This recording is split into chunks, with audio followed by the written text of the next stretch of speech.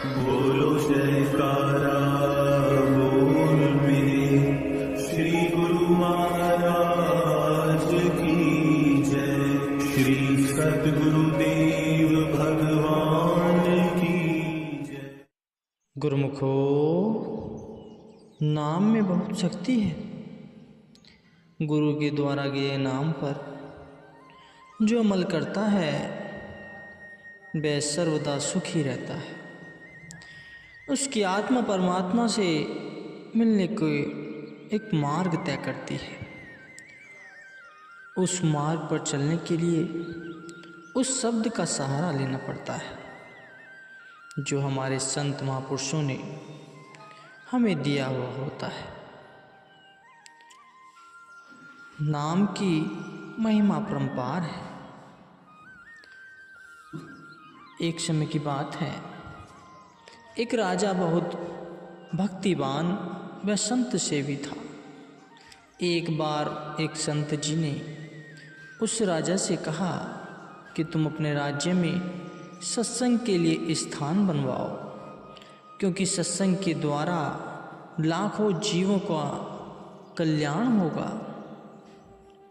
राजा ने तुरंत ही आदेश का पालन करके 2 बड़े सत्संग हॉल बनवा दिए। रानी व राजकुमारी भी वहाँ सत्संग सुनने आने लगी।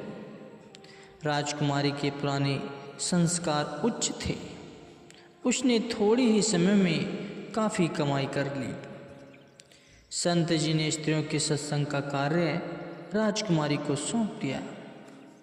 राजमहल में महिला कक्ष में एक महिला नित्य प्रति सफाई का कार्य करने आती थी। संयोगवश वह बीमार पड़ गई और उसने अपने लड़के को लड़कियों की वेशभूषा पहनाकर महल में भेज दिया। वह लड़का राजकुमारी के सौंदर्य पर मोहित हो उठा और मन ही मन उससे विवाह हो जाने की कामना करने लगा। घर आकर वह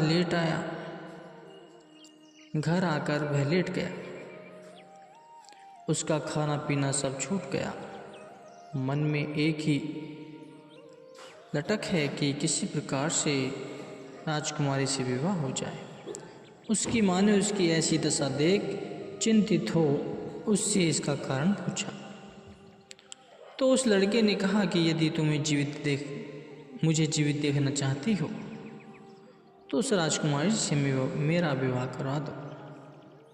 माँ एकदम हैरान होकर बोली कि ऐसी बात मुंह से निकालने पर तो जान को भी खतरा है, फिर ये कैसे संभव हो सकता है। वह लड़का कुछ न खाने पीने के कारण काफ़ी कमज़ोर हो गया। माँ भी चिंता के कारण काफ़ी कमज़ोर हो गई। उसका रंग भी पीला पड़ गया। एक दिन राजकुमारी ने उसकी ऐसी हालत देखकर पूछ ही लिया कि वह दिन प्रतिदिन कमज़ोर क्यों होती जा रही है।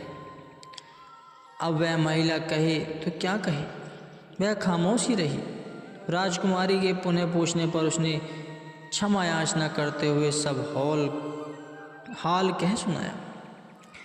और राजकुमारी ने संत स्वर में उसे कहा कि अपने बेटे से कह दो कि राजकुमारी ने हाँ कर दी है, लेकिन विवाह से पहले मैं एक अक्षर का मंत्र दे रही हूँ। उसे कहना कि 40 दिन तक उसका निरंतर अभ्यास करे। कोई उसके आगे कुछ भी लाकर भेंट करे पर वह इन बातों से बिल्कुल बेखबर होकर अखंड समाधि बनाकर बैठे। उस महिला ने अपने बेटे से आकर सारी बात की। बेटा यह सुनकर खुशी में फूला नहीं समाया। साधु वेश धारण कर खुशी खुशी सब कुछ त्याग कर नदी के किनारे आसन लगाकर बैठ गया। जैसे जैसे सुरती नाम में जुड़ती गई, अंतर की मैल धुली और धुलती चली गई। वह ज्ञान का प्रकाश होता गया। कुछ ही दिनों में यह बात प्रसिद्ध हो गई कि एक पूर्ण महात्मा जी नदी के किनारे समाधि लगाकर बैठे हैं। उन्हें किसी भी वस्तु की कामना नहीं है।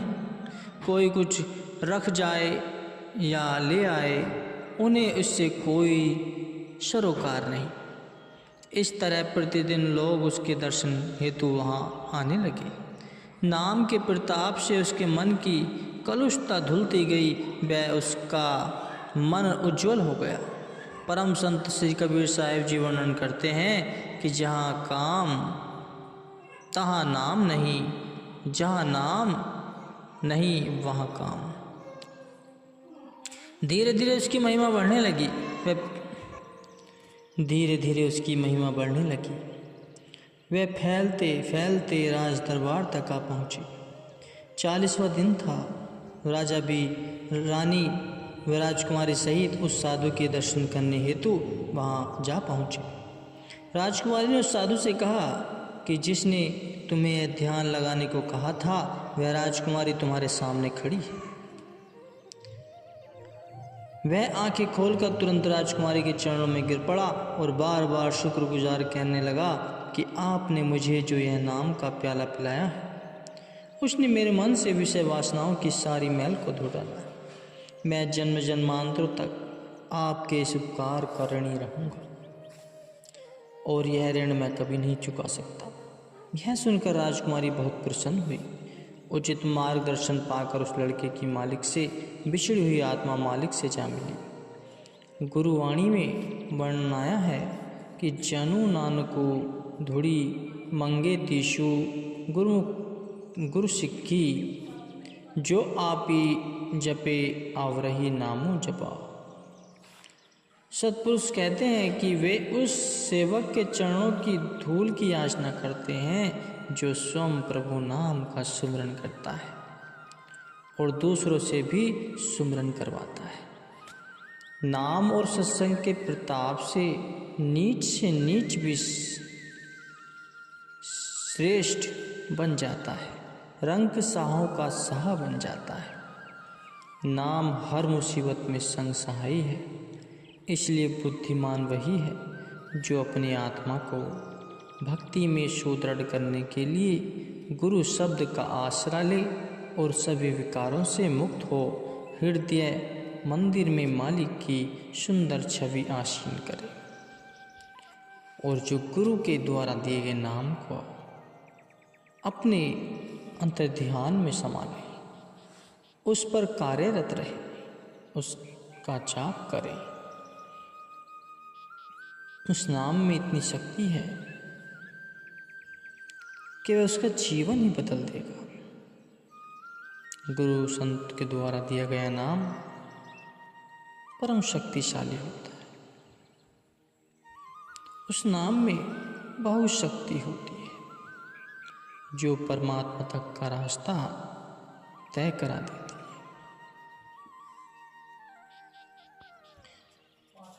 गुरु के दिए नाम पर कार्य करो, उस शब्द पर कार्य करो, उस शब्द की महत्ता को पहचानो। वह शब्द ही आपके आत्मा के मैल को धो डालेगा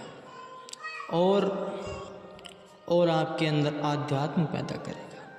आध्यात्म पैदा होगा तभी परमात्मा तक का मार्ग तय कर पाओगे और कभी पीछे मुड़ के नहीं देख पाओगे।